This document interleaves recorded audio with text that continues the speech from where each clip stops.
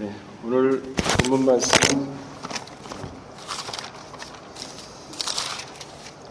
창세기 45장 21절부터 28절까지 말씀이 되겠습니다. 제가 받들어 읽겠습니다. 창세기 45장 21절 말씀. 이스라엘의 아들들이 그대로 할세 요셉이 바로의 명대로 그들에게 수레를 주고 길 양식을 주며 또 그들에게 다 각기 옷 한 벌씩 주되 베냐민에게는 은 300과 옷 5벌을 주고 그가 또 이와 같이 그 아비에게 보내되 수나기 10필에 애굽의 아름다운 물품을 실리고 암나기 10필에는 아비에게 길에서 공개할 곡식과 떡과 양식을 실리고 이에 형들을 돌려보내며 그들에게 이르되 당신들은 노중에 다투지 말라 하였더라. 그들이 애굽에 올라와서 가나안 땅으로 들어가서 아비 요셉에게 이르되 고하여 가로되 요셉이 지금까지 살아있어 애굽 땅 총리가 되었더이다. 야곱이 그들을 믿지 아니하므로 기색하더니 그들이 또 요셉이 자기에게 부탁한 모든 말로 그 아비에게 고하매 그 아비 야곱이 요셉의 자기를 태우려고 보낸 수레를 보고야 기운이 수생한지라. 이스라엘이 가로되 조카도다. 내 아들 요셉이 지금까지 살아있으니 내가 죽기 전에 가서 그를 보리라. 이는 하나님의 말씀이니라. 아멘. 기운이 소생하고 족하다 라는 제목으로 이 시간의 말씀을 상고하겠습니다. 기운이 소생하고 족하다.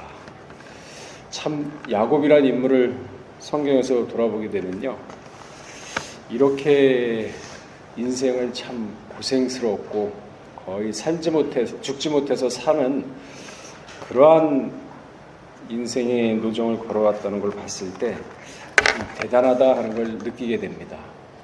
그래서 예수님도 그렇고 성경에도 산자의 하나님 하면서 아브라함과 이삭과 야곱이라고 칭을 하고 있거든요. 그 세 사람 외에는 산자의 하나님이라는 칭을 안 씁니다. 거기에 야곱이 들어가 있는데 우리가 알다시피 믿음의 조상 아브라함, 그 다음에 순종의 조상 이삭, 행함의 조상 야곱이지 않습니까? 그 야곱이 행함의 조상이라고 불릴 수 있었던 이유가 성경을 통해서 보게 되면 정말 납득이 됩니다.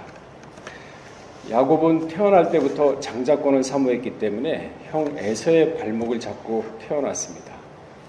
아슬아슬하게 차자로 태어났죠. 그러나 그가 나이 먹어서도 장자권에 대한 포기를 하지 않고 팥죽 한 그릇으로 에서의 장자권을 빼앗죠. 그 장자권 때문에 이제 생명의 위협을 느껴서 에서에게로부터 도망해 삼촌집인 밧단 아람으로 도망해서 거기서 이제 살게 됩니다.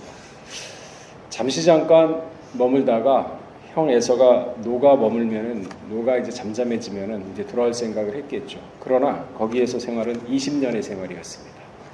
물론 20년 기간 동안 삼촌에게 10번이나 배반을 당하고 계약도 10번이나 어김을 당하고 그리고 자녀도 많이 얻고 그리고 아내도 4명이나 얻었지만은 결국은 삼촌의 손아귀에서 피해 도망 나오다시피 해가지고 낳았던 사람이 야곱의 가족이거든요.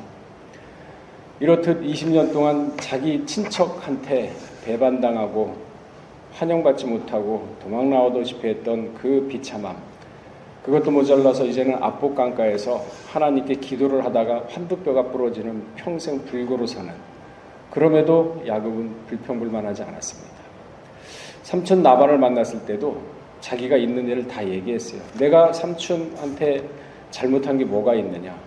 날이 추울 때, 그러니까 얼음이 얼 정도로 추운 날씨에도 삼촌의 재산을 내가 늘렸고 더운 날씨에도, 그러니까 거북이 등처럼 갈라지는 그러한 무더위 속에서도 내가 속이지 않고 성실하고 정직하게 삼촌의 재산을 다 늘렸다 하면서 자기의 고난 당했던 걸 모두 삼촌한테 얘기를 하죠. 그러면서 낙복강에서 또한 환두뼈가 부러졌죠. 위골되었고, 그리고 또 그게 답니까? 또 딸 디나가 또 강간당하면서 참 비참한 그러한 환경에 또 처하게 되죠. 그분을 참지 못하고 시몬과 레이가 또 디나를 강간한 그 족속들을 또 전멸시킵니다. 그러면은 생각해 보세요. 한 족속이 할례로 인해서 움직이지 못할 때 전멸했다. 그러면 그 옆에 족속이 위협을 느끼지 않겠습니까? 그러면 저 사람들 살려두면 안 되겠다. 죽여야겠다. 그러니까 야곱은 또 도망을 갈 수밖에 없습니다. 참 비참한 인생이죠. 도망을 가면서 또 이제는 요셉이 짐승에게 찢겨 죽었다는 소식을 듣게 되죠. 그것뿐만 아니라 또 자기가 가장 사랑하는 아내 라헬이 길 노정에서 베냐민을 낳다가 또 죽었어요. 그것만 또 재앙이 거기서만 멈추는 게 아니라 또 자기 루벤과 소모 비라가 또 간통했다는 소식을 또 듣습니다.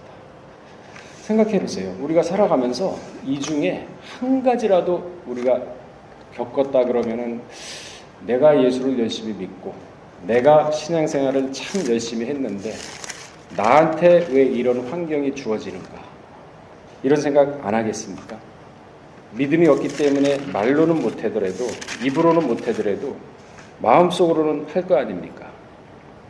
마음속으로는 이거 이렇게 예수 잘 믿고 이렇게 신앙생활 잘하고 11조 잘하고 예배 잘 드리고 성경 많이 읽고 구속사 많이 전파하고 사람한테 참 말씀 많이 전파했는데 나한테 이런 일이 닥칠 수가 있는가?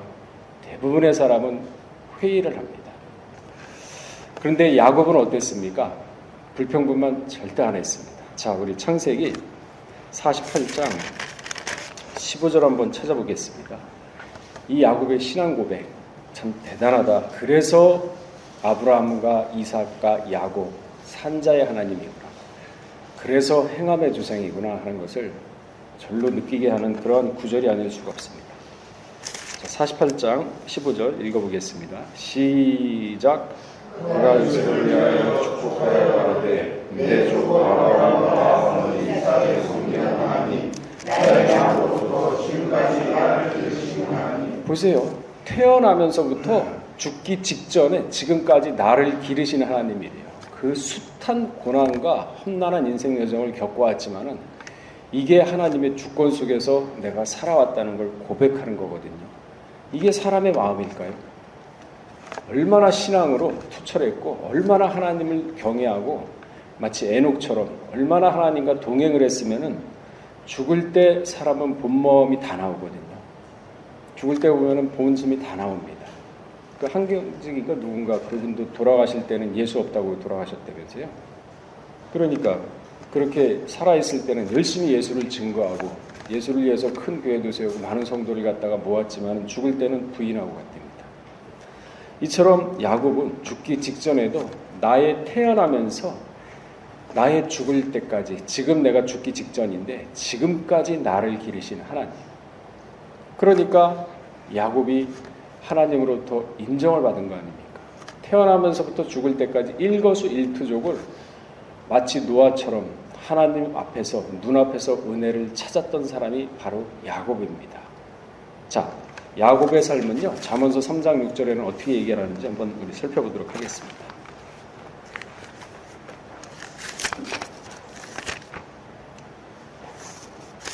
잠언서 3장 6절 말씀 읽어보겠습니다. 자, 시작.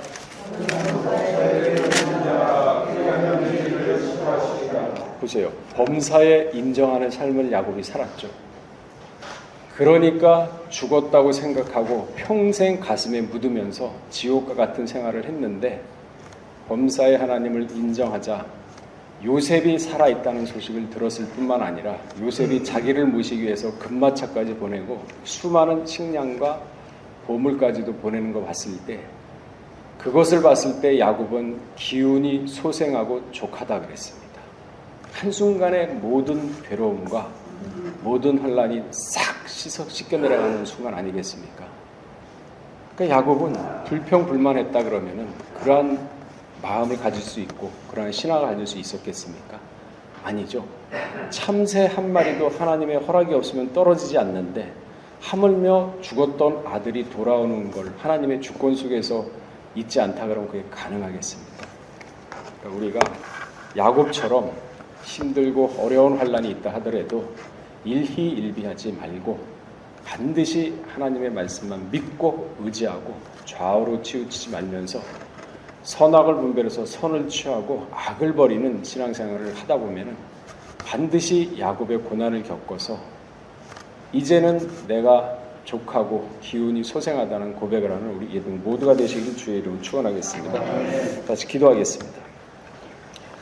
살아임하신 하나님 아버지, 참으로 기구한 인생, 말로 다 표현할 수 없는 인생의 험난한 노정을 걸어왔던 야곱이 그렇다 할지라도 그 자신의 인생을 비관하거나 비판하고 좌절하면서 불평불만으로 세월을 허송한 것이 아니라 오직 하나님 앞에서 산다는 확고한 믿음과 신앙으로서 나의 남으로부터 지금까지 나를 기르신 하나님이라고 고백함으로 말미암아 전혀 느끼지 못하고 전혀 상상도 못하고 전혀 알지 못했던 요셉이 살아있다는 소식을 들었고 그가 보낸 금마차를 보면서 이제는 기운이 소생되고 족하다는 고백을 하는 것을 봤을 때 결국은 인생의 삶의 모든 주권자는 하나님이라는 사실을 저희가 다시 한번 깨달았습니다. 아버지 하나님, 우리 예배국 한 사람 한 사람 기억하여 주시사 모든 상황이 힘들고 어렵다 하더라도 좌절하거나 불평불만하는 것이 아니라 곰곰이 자리를 앉아서 생각함으로 말미암아 하나님께 모든 것을 맡기고 의지하고 선한 길로 인도해달라고 기도했을 때 반드시 기도가 응답되는 놀라운 역사가 있게 하여 주시옵소서. 모든 말씀 빌고 나올 때 존귀하신 예수 그리스도 받들어 감사하며 기도 올렸사옵나이다. 아멘.